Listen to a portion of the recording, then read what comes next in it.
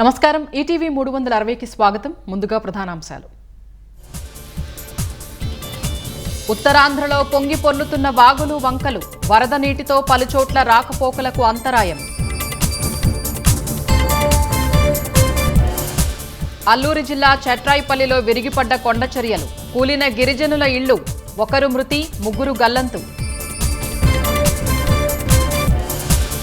ప్రకాశం బ్యారేజీని ఢీకొన్న బోట్లు వైసీపీ నేతలవేనని నిర్ధారణ. పడవలు కలిపి కట్టేయడంతో కుట్రకోణం ఉందన్న నిమ్మల. వరద బాధిత ప్రాంతాల్లో చురుగ్గా సహాయ చర్యలు, బాధితులకు నిత్యావసరాలు, ఆహారం పంపిణీ. వరద నష్టం అంచనాకు 1700 బృందాలు, ప్రజలకు భరోసానిచ్చే లక్ష్యంతో పనిచేస్తున్నామన్న పార్థసారథి. బుడమేరు ప్రభావిత ప్రాంతాల్లో మరోసారి రెడ్ అలర్ట్, మెరుపు వరదలు వచ్చే అవకాశం ఉందని అధికారుల హెచ్చరిక. భారత రాజకీయాల్లో ప్రేమ, గౌరవం, మానవత్వం లేవన్న రాహుల్. బీజేపీ, ఆర్ఎస్ఎస్ పై అమెరికాలో రాహుల్ కీలక వ్యాఖ్యలు.